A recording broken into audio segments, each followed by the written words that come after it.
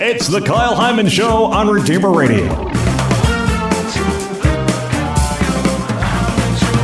This is Kyle Hyman, and joining us back on the show to talk about part 2 of the Catholic Hipster Handbook. This is Catholic Hipster, the next level, how some awesomely obscure stuff helps us live our faith with passion. Tommy Tighe, how you doing? I'm doing great. Feeling blessed to be on with you. How's it going? Oh, it's going great. So what percentage of jokes do you consider posting on Twitter, but don't actually post?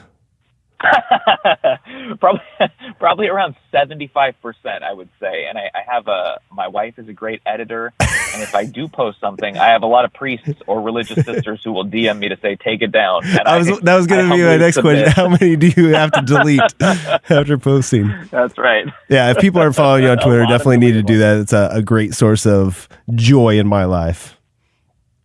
Oh, that's very kind of you. You actually have a chapter in this book called Bringing Catholic Twitter into the Real World. So do you think that it's easier for us to form community on social media than it is in real life? I mean, I can speak for myself personally and say that it is, because all of that social anxiety and sort of pressure, like, what if this person's like, why are you coming up and talking to me while I'm trying to eat my donut after Mass? Like, none of that exists online. And, yeah. I mean, eventually you kind of get a little bit of a thicker skin. So if someone's like, they just don't reply to you, you kind of let it go. But in real life, maybe it's just for me. There's always like, there's a family at Mass that has a bunch of kids like us. And I'm like, I bet we'd be good friends.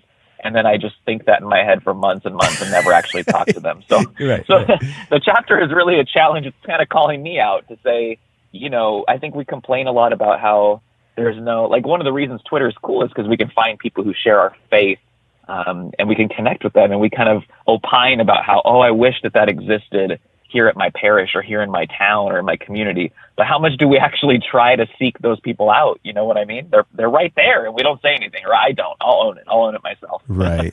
Right.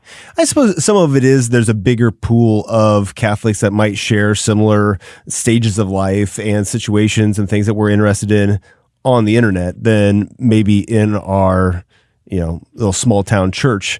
But yeah, that doesn't mean that we shouldn't be seeking that out and trying to build up the community that we are a part of. And I really like that challenge. You get so many different things in here. And really, I think with this whole Catholic hipster persona and stuff, has your definition of Catholic hipster changed after writing 2 books on the topic? Yeah, I think initially, the hipster thing has kind of gone away in the secular world as much as it did in 2017. There was like a big there's all these people with beards making their own furniture and dining room tables or whatever, and that was like the hipster thing, and that's sort of slipped away. So I'm really trying to focus on the Catholic hipster being like someone who's living a countercultural life, and that's still kind of carrying over from the first book. And I don't think there's very many things, at least out here. I live in the Bay Area in California, so being Catholic is pretty countercultural when you you meet people around here, and increasingly so just around the country. So, but I know with this book we really tried to give people the so what do you do thing. Like the first one was a lot of let's talk about adoration and how cool it is, and confession and how cool it is, and I wanted to give people a bunch of contributions that told them things they could practically do to kind of live out once they're inspired. So that's what we were trying to hit at here. Who have been some people that have inspired you with some either unique ideas or unique perspectives or little quirks? I mean, on the cover, we've got Dorothy Day. So if we're talking about people who are hopefully going to be added to the heavenly roll eventually, I think she's a big one.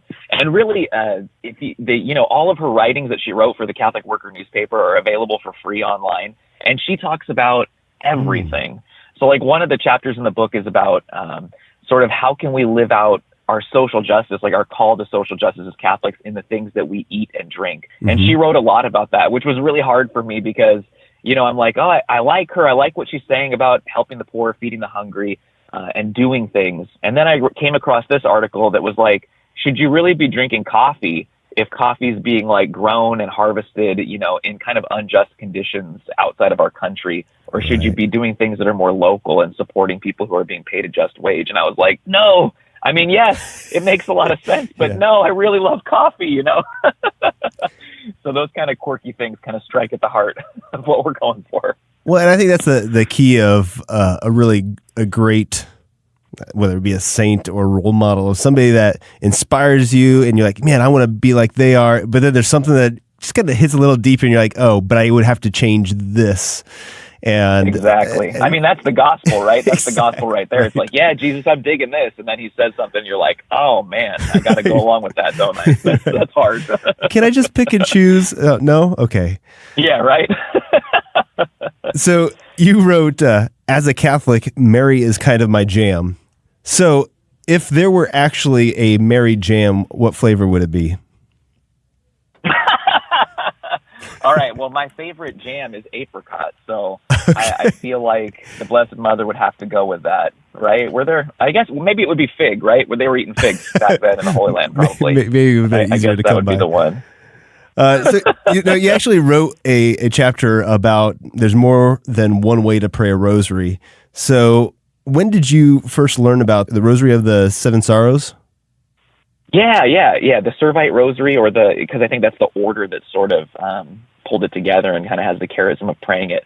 Actually, I was living in Southern California, and we had a small prayer group of friends who took turns.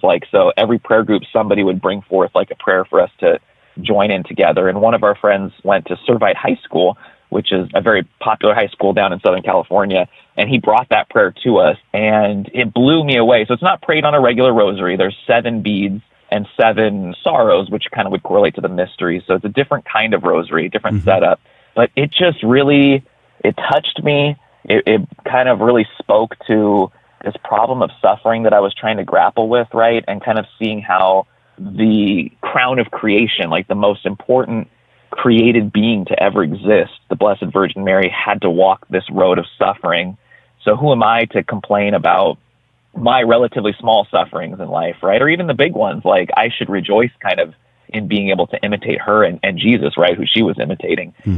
So it just really, really struck me, because I guess I'm super cradle Catholic in that I always was like drawn to the sorrowful mysteries. And so I like Lent is my favorite season. And so this meditation on her 7 sorrows really kind of hit me where it counted. And actually, Our Lady of Kibeho in Rwanda is an approved apparition out there. And that was one of the things that Mary had told the visionaries, that she wanted them to pray this specific, I guess, chaplet technically, right? This specific chaplet for peace in the world. And so, yeah, it's just incredible. People should look it up. It's very powerful. Well, and it's also just one of the things that you're going to find in the book Catholic Hipster, The Next Level, how some awesomely obscure stuff helps us live our faith with passion.